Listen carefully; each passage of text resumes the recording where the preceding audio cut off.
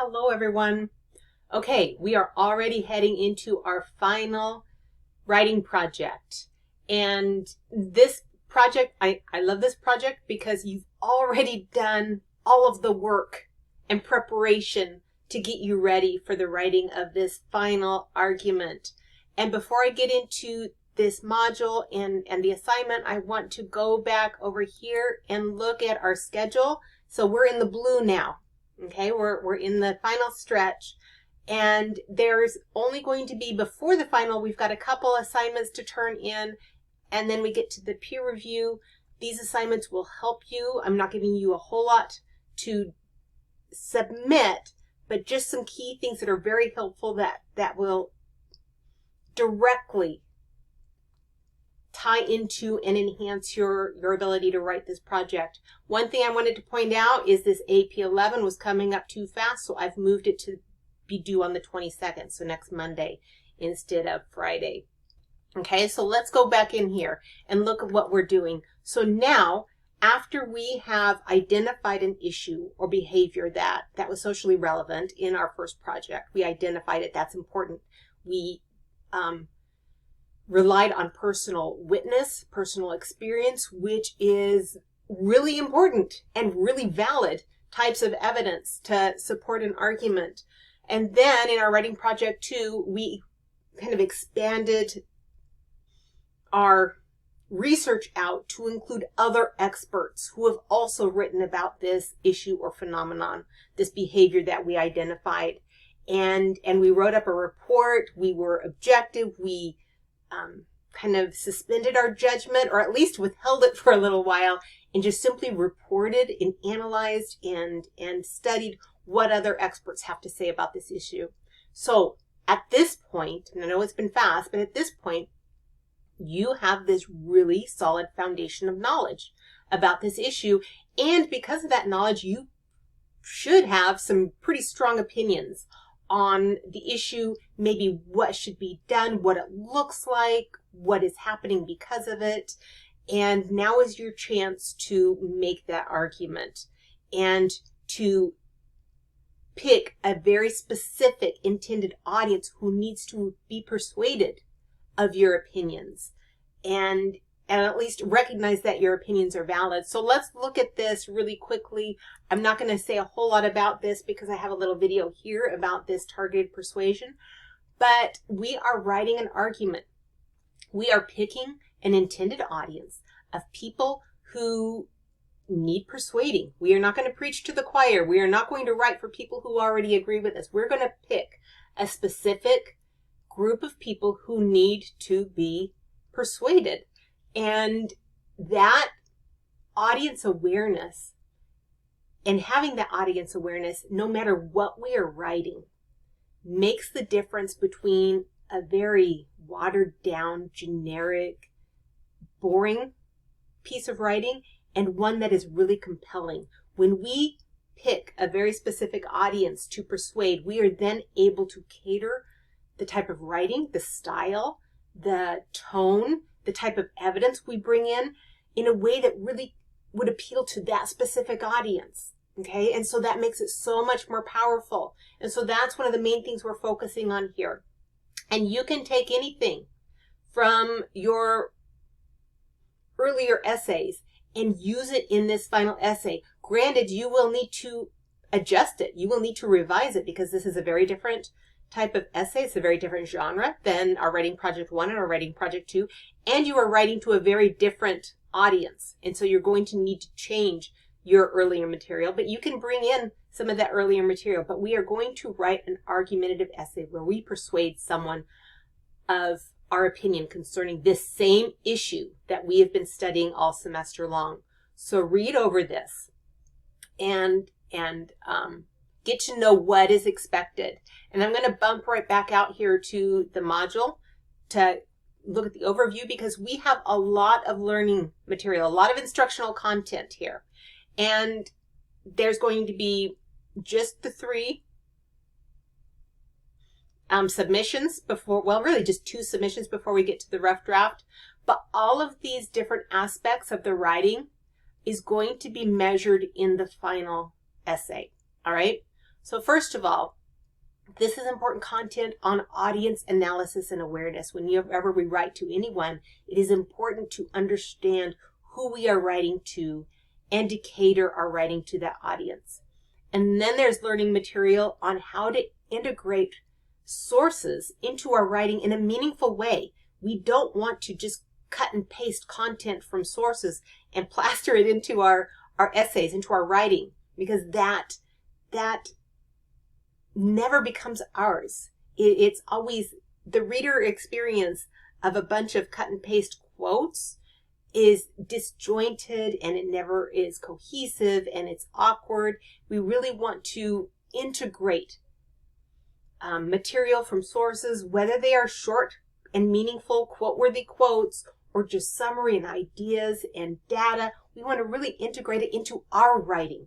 We are the essay, we are the authors, and we want our style of writing, our voice, to be consistent throughout.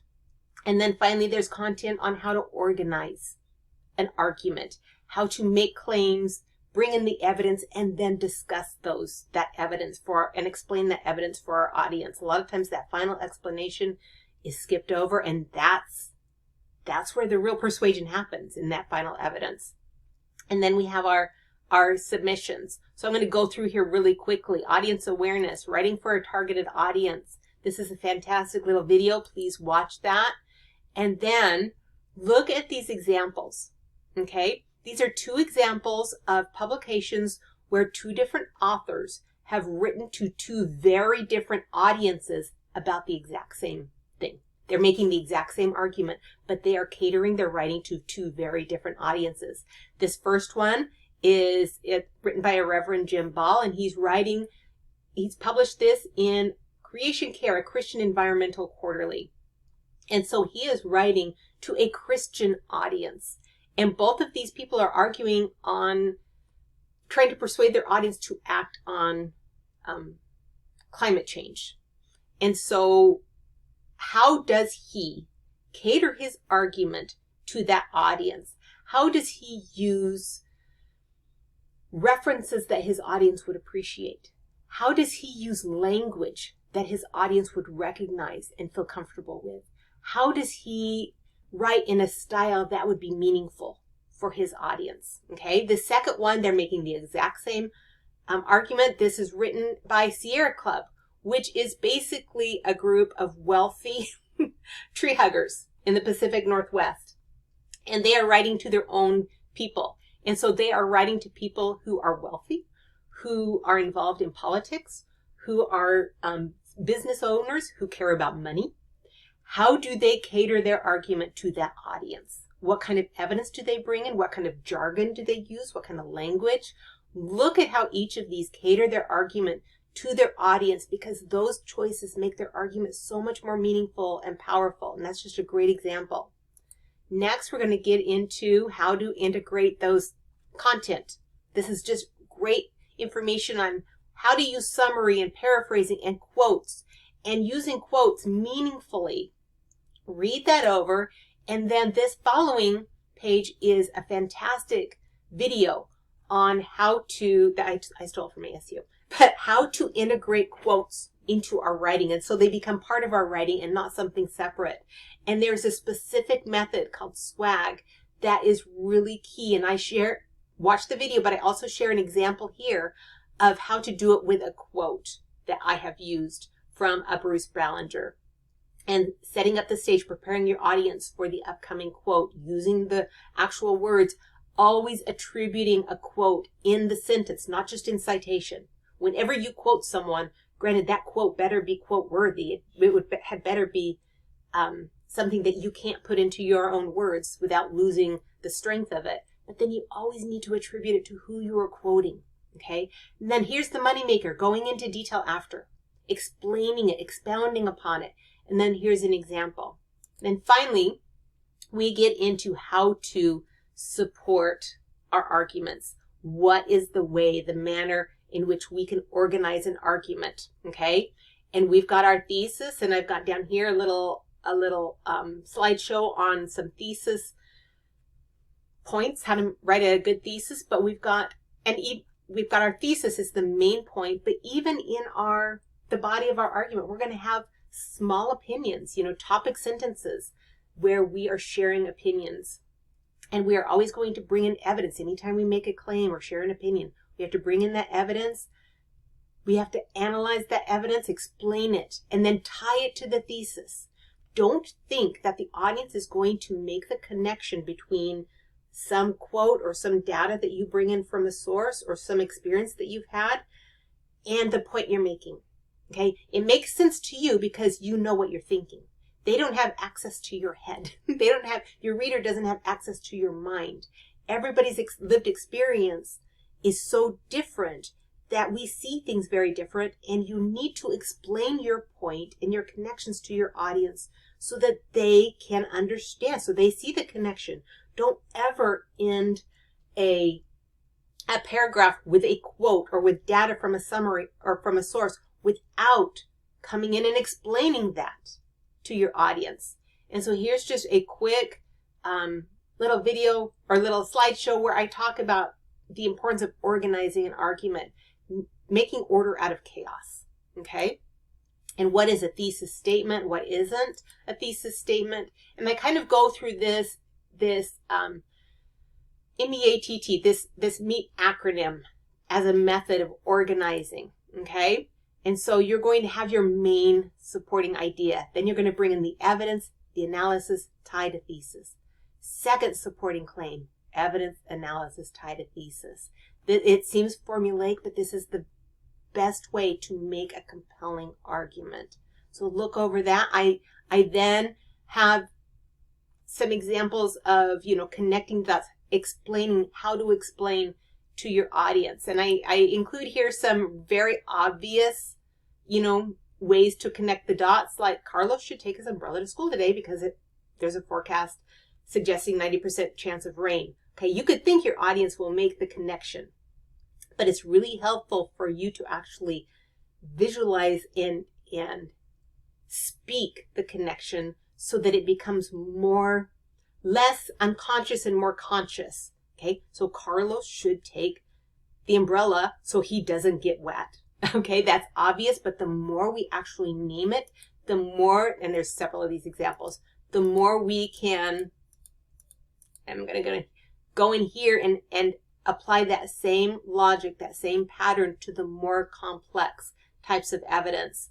And so these aren't anything you need to turn in, they're just practice. Okay, practice suggestions on, okay, how do we connect the dots? How do we explain and tie into the thesis, tie into our point that we're making whenever we write an argument? That's so important.